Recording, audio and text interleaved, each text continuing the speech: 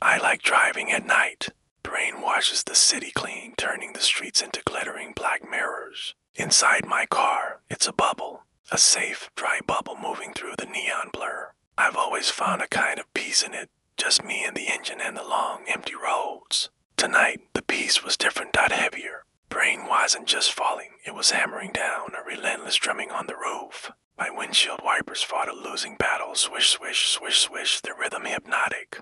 I was heading home, a long drive after an even longer day, when a ride request popped up. The pickup location was weird, the old industrial district. GPS just called it Sector 4. No one goes there anymore. The factories are skeletons, rusted and hollowed out, but a fair is a fair. Right. As I turned onto the deserted street, I saw her. She was standing under a single flickering street light, the kind that makes shadows dance. She was completely soaked. A thin blue dress clung to her frame, and her silver shoes were stained with mud. She looked like she just walked out of a party that had ended a decade ago. It was a strange, haunting image against the backdrop of decaying brick and shattered windows. I pulled up, the headlights cutting through the downpour, and the passenger door unlocked with a soft click. She opened the back door and slid in without a word. The rain roared for a second and then was muffled again as she shut it. A gust of cold, damp air followed her in, smelling of river water and wet earth. I waited. Usually, people are fumbling with their phones, confirming the destination. She just sat there, still. "Where are you heading tonight?" I asked, trying to sound cheerful, my voice a little too loud in the sudden quiet. She didn't answer. She just lifted a hand and pointed one long, pale finger straight ahead. Forward. Okay. Maybe she didn't feel like talking. I've had plenty of passengers like that. I put the car in drive and started moving, following the single deserted road out of the industrial park. The air in the car got cold.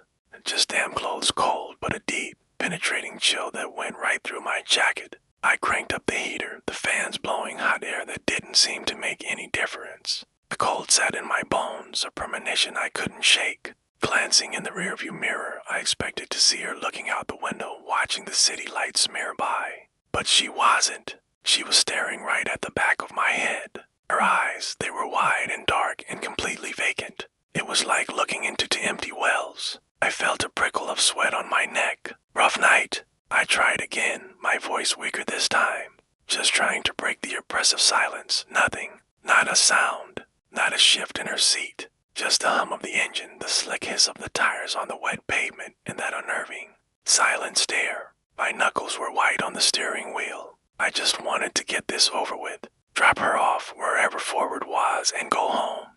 We were approaching the old Morrison Bridge, the one that spans the river dividing the industrial sector from the rest of the city. As we got closer, my GPS started glitching. The blue line of the route flickered and the robotic voice started recalculating in an endless, frantic loop. Recalculating. A wave of nausea washed over me, sudden and intense. It wasn't just nausea, it was fear. Pure, primal fear. Kind that tightens your chest and makes it hard to breathe. My hands started to tremble. "Miss," I said, my voice shaking so badly I could barely form the words. I think the app is down. I need to stop here. I couldn't drive another second with her in the car. The feeling was just too wrong, too terrifying. I pulled over to the side of the road right at the foot of the bridge and put the car in park. I took a deep breath, trying to steady myself. I turned around in my seat to tell her she'd have to get another ride, that my car was having issues, anything to get her out. The back seat was empty. The silence in the car was absolute. The wipers had stopped their rhythmic dance. No blue dress, no silver shoes, no vacant eyes staring at me. And the strangest part that made my blood run ice cold. The seat was dry, bone dry. Not a single drop of moisture where a soaking wet person had been sitting just seconds before. I sat there for a long time, just staring at the empty, dry seat. My mind raced. Was I that tired? Sleep deprivation can do strange things, make you hallucinate. That had to be it. I was overworked, exhausted. I imagined the whole thing. I laughed a short, sharp, humorless sound. I had to get a grip. I drove home, my body shaking, the image of those empty eyes burned into my mind. I locked every door, checked every window, my apartment feeling less like a home and more like a flimsy box. The next morning, I tried to brush it off. A bad dream. A waking nightmare. I turned on the TV, hoping the morning news would ground me in reality. They were running a local news segment.